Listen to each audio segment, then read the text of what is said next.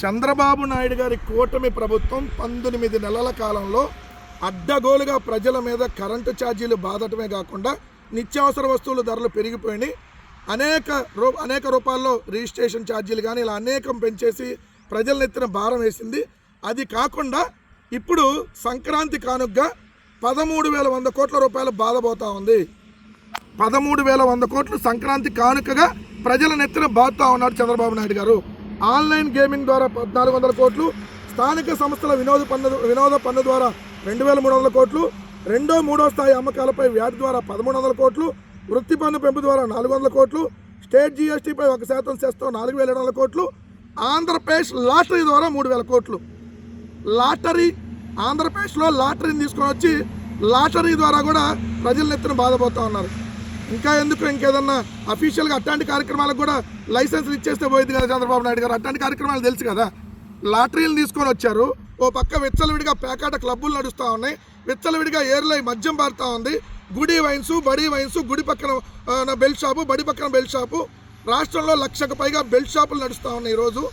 ఏదైతే ఎక్కడికక్కడ పేకాట క్లబ్బులు ప్రతి నియోజకవర్గాల్లో ప్రతి మండలాల్లో ఈరోజు పేకాట క్లబ్బులు నిర్వహిస్తూ ఉన్నారు.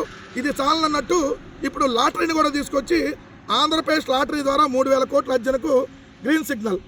ఆంధ్రప్రదేశ్లో లాటరీని తీసుకురావడం ద్వారా 3,000 కోట్లు అర్జించాలని చంద్రబాబు సర్కార్ ప్రతిపాదించింది.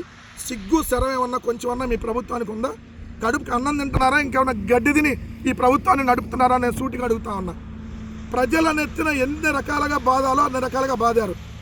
ఇంకెందుకు ఎక్కడికక్కడ మీరే బహిరంగ ప్రభుత్వం ఏదైతే పేకాట క్లబ్బులు ప్రభుత్వం ఓపెన్ చేసాను డైరెక్ట్గా. పేకాట క్లబ్బులు లేదంటే నైట్ రికార్డింగ్ డ్యాన్సులు కూడా పెట్టింది 4 రోజులు పోతుంది డైరెక్ట్ ప్రభుత్వం. దాని ద్వారా కూడా డబ్బులు వస్తాయి కాబట్టి దాని ద్వారా కూడా పెడతారు. ఇంకేదైనా లత్కోర్ కార్యక్రమాలు చేస్తారు మీరు. సిగ్గా శర్మ 3 లక్షల కోట్లు అప్పులు చేశారు. ఆ అప్పులు ఏం చేశారు? ఇప్పటి వరకు అతిగతి లేదు. ఒక్క సంక్షేమ పథకం ఇచ్చింది లేదు. విచ్చలవిడిగా దోపిడీ, ప్రజలను ఎత్తిన భారం. అంటే అలా మీరు అడ్డదారిలో ఈవీఎంల ద్వారా వచ్చినటువంటి ఈవీఎం ప్రభుత్వం కదా. లాటరీలో ఎమ్మెల్యేలు, లాటరీలో మంత్రులు అయిపోయారు కదా, లాటరీలో ముఖ్యమంత్రి. ఇలానే లాటరీల ద్వారా కూడా రాష్ట్రాన్ని ఎత్తిన భారాలు వేయడానికి ప్రయత్నిస్తూ ఉన్నారు. అడ్డగోలుగా ఇప్పటికే దోచుకున్న దాకా ప్రజల దగ్గర నుంచి ఇంకా దోపిడీలకి తెరలేపాడు చంద్రబాబు నాయుడు అనేది క్లియర్గా కనపడతా ఉంది.